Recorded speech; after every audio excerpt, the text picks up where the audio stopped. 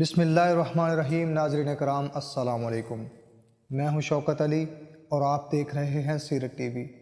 Video شروع کرنے سے پہلے میری آپ سے گزارش ہے کہ میرے چینل کو سبسکرائب کر لیں اور بیل آئیکن کو دبا دیں۔ حسن بن صباح ایک شخص رے کا باشندہ تھا۔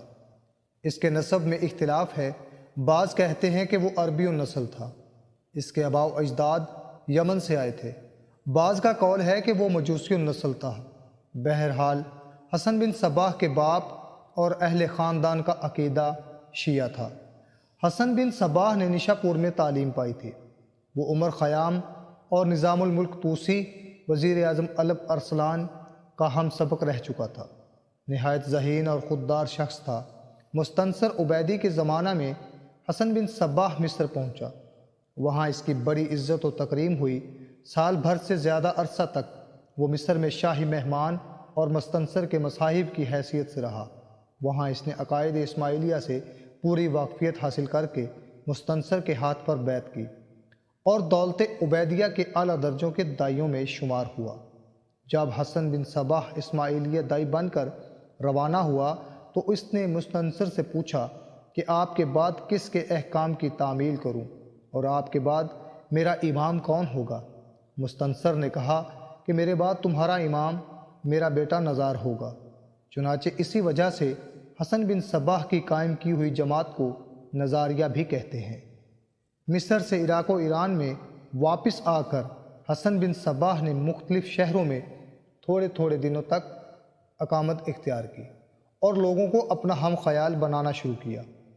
یہاں پہلے ہی سے اسماعیلی دائیوں کی کوشش سے بہت سے شیعہ اور غیر شیعہ اسماعیلیہ خیالات کے پیرو ہو چکے تھے، اس لیے حسن بن صباح کو بہت جلد بہت سے معاون و مددگار مل گئے۔ ملک شاہ کی طرف سے صوبہ اصفہان اور قہستان کا حکم مہدی علوی تھا۔ حسن بن صباح نے مہدی علوی سے اپنی عبادت گاہ بنوانے کے لیے قلعہ الموت کو خرید لیا۔ اس قلعہ میں بیٹھ کر اس نے ہر قسم کی مضبوطی کر لی اور اپنے ماننے والے کو جمع کر کے ارد گرد کے جاہل و جنگجو قبائل میں اپنا اثر قائم کرنے کے بعد اپنی حکومت کی بنیاد قائم کی اور شیخ الجبل کے نام سے مشہور ہوا۔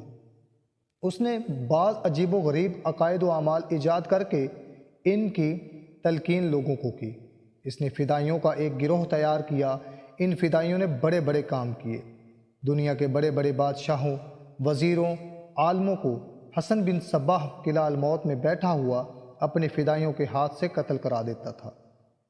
حسن بن صباح نے اپنے مشہور دائی کیا بزرگ امید کو اپنا ولی عہد و جانشین بنایا۔ اس کے بعد کیا بزرگ امید کی کئی پشت تک حکومت قائم رہی۔ آخر 625 ہجری میں ہلاکو خان کے ہاتھ سے اس کی حکومت کا خاتمہ ہوا۔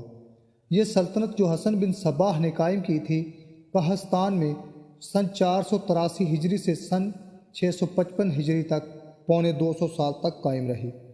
اس اسماعیلی حکومت کی دھاک ساری دنیا میں بیٹھی ہوئی تھی اور بڑے بڑے شہنشاہ فدائیوں سے ڈرتے تھے، کیونکہ وہ ہمیشہ دھوکے سے اور دشمن کو تنہا پا کر اچانک حملہ کرتے تھے۔ ناظرین، اگر آپ کو میری یہ ویڈیو اچھی لگی ہو تو پلیز اسے لائک اور شیئر کریں۔ شکریہ۔